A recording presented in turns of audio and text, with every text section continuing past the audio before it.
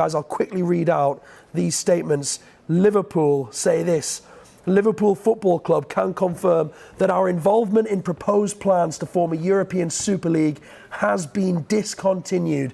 In recent days, the club has received representations from various key stakeholders, both internally and externally, and we would like to thank them for their valuable contributions. That was Liverpool. Seconds later, Manchester United, club statement. Manchester United will not be participating in the European Super League. We have listened carefully to the reaction from our fans, the UK government and other key stakeholders. We remain committed to working with others across the football community to come up with sustainable solutions to the long-term challenges facing the game. Seconds later, Spurs. We can confirm that we have formally commenced procedures to withdraw from the group developing proposals for European Super League. And then again, within seconds, we heard from Arsenal. As a result of listening to you and the wider football community over recent days, we are withdrawing from the proposed Super League. We made a mistake and we apologise for it.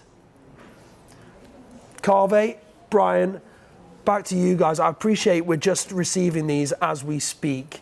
Kaveh, your thoughts? Well, look, everybody loves a happy ending. We've got a happy ending. The good guys have won.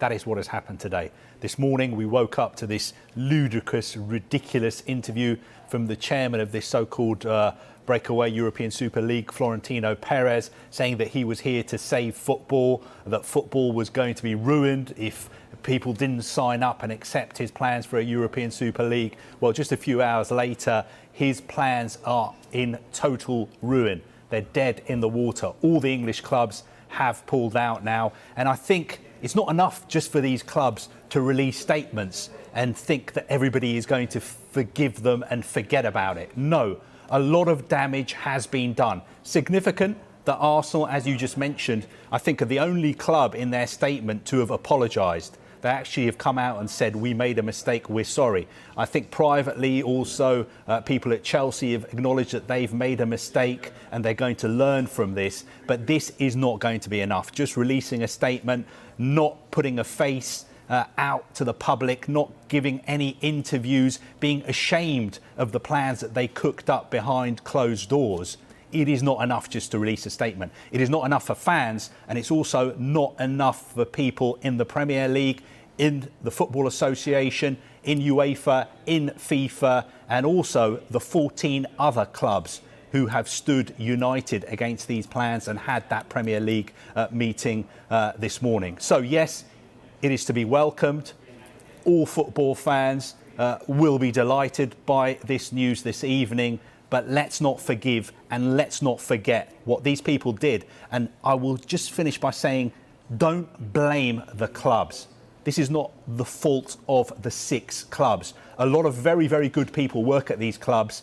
They were horrified by these plans. They were kept in the dark about these plans. If you're going to blame anyone, blame the owners and the chief executives who dreamt up this ridiculous plan and tried to force it on the game, and ultimately it would have ruined English football, it would have ruined the Premier League, and thankfully it has been stopped. Yeah, because of that there is still a lot of anger, Brian. You know, you're looking at the response on social media, a lot of people already saying, what next? This can't just go away. The very fabric of football in not only this country but I guess worldwide would have been affected by this. I mean, what's your thoughts this evening? This has been a farce and a fiasco from start to finish. There's no easy way of sugarcoating this.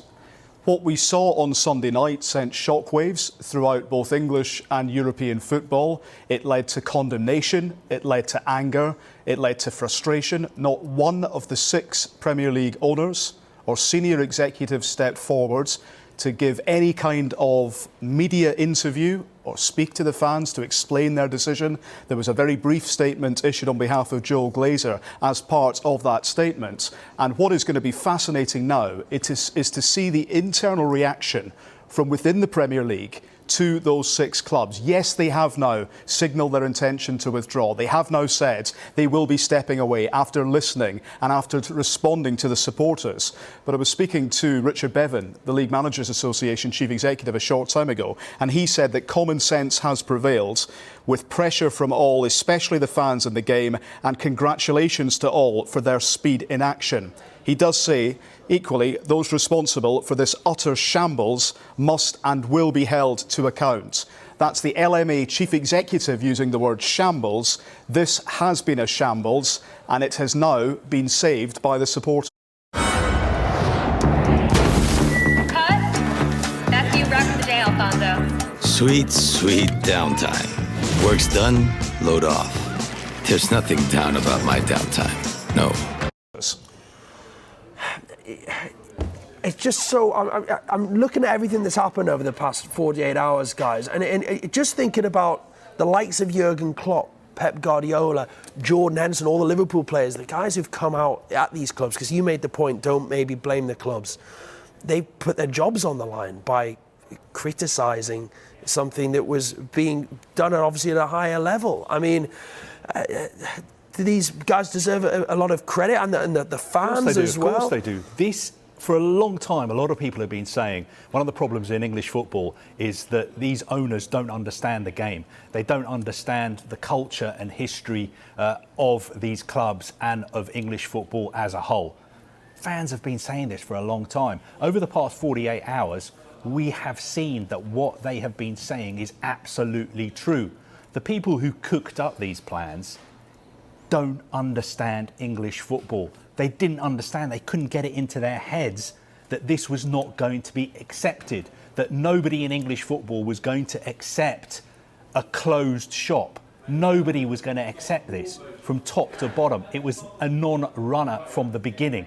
As Brian has said, it was a farce and fiasco. If they'd spoken to the players, if they'd spoken to the managers, if they'd spoken to the fans, they would have realised that. If they knew some history, if they understood anything about English football and fan culture and the history of these clubs, they would have understood that there was no way this was going to get through.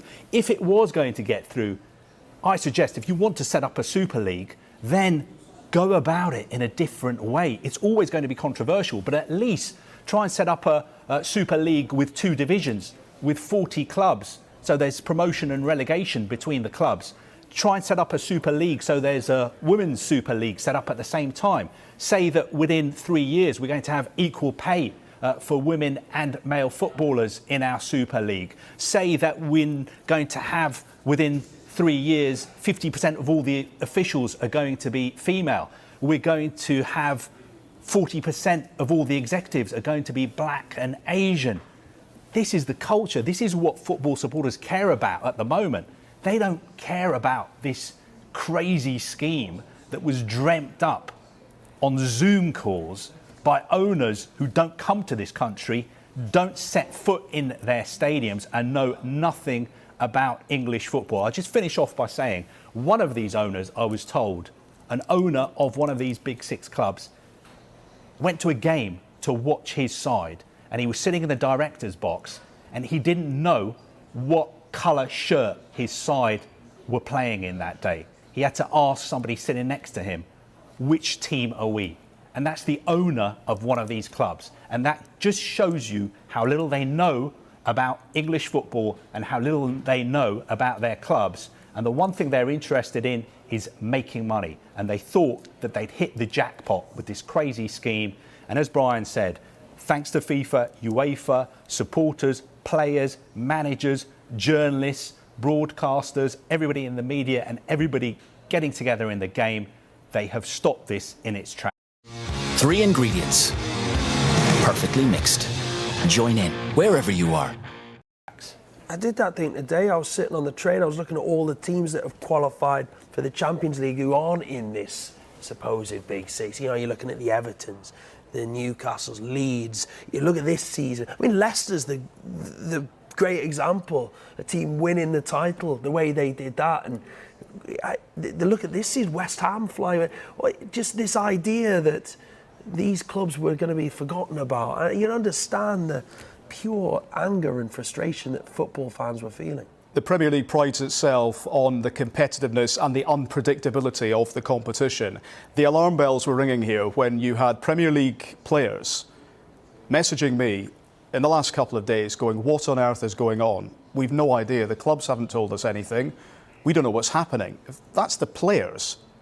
Then the managers are being put up in front of the media as part of their pre-match news conferences. They are now suddenly being expected, and we're expected to be the mouthpiece for a decision that they didn't make. I go back to the point on accountability and transparency, and that's been the biggest frustration here, is that we have had a seismic proposal, and it was a proposal that we were told the clubs genuinely believed in. They genuinely believed that they could help football in the long run. This 23-year commitment that was going to invest more than 10 billion euros across the football pyramids. Did they really consider and talk it through about the reaction to this? That's what I'd love to know. When this proposal was first agreed, did anyone sit down and think, not sure how this is going to land with the fan base. Can we do this legally? Well, maybe we can. We are being told, yes, there were legal challenges. We saw Madrid courts rule earlier in their favour. But this just doesn't seem to have been thought out and executed in the way that many thought it might have been. So there will be big questions to be answered here. We know that the Premier League had the meeting earlier with 14 of the 20 clubs. If ever there was clear proof of how divided that league was, it was that. We had Richard Scudamore, the former Premier League chief executive, the highly influential figure, was at the Premier League offices earlier in the day. You wonder what he's been saying to those clubs. You wonder what has ultimately tipped the balance here. We saw the protests outside Stamford Bridge. We've seen the fan reactions from the own supporters who were meant to be part of this. Now, yes, there will be, I'm sure, a small percentage of people who were quite looking forward and quite excited by the prospect of seeing those 12, 15, 20 teams play each other in a competition in midweek. All we kept hearing was that this was going to be a simple addition to the football calendar. No chance. This was never simple because of all the knock-on effects, the ramifications for FIFA in terms of competitions, internationals, players at home in an England strip thinking, am I going to play at the European Championships? You've got players in the clubs involved going, am I even going to be competing in the Champions League semi-finals or Europa League semi-finals this season? For that reason, it seems to have been very muddled and confused. And when you've got UEFA's president using words like snakes, liars, incredible vocabulary for him. I mean, what a way to describe a fellow football official, a snake. I mean, that if anything sums up the last couple of days, it's that. UEFA felt betrayed. They felt fundamentally undermined by some officials at the top of English football, and they felt that football wasn't shown the respect it deserved. And I'm sure there will now be many people tonight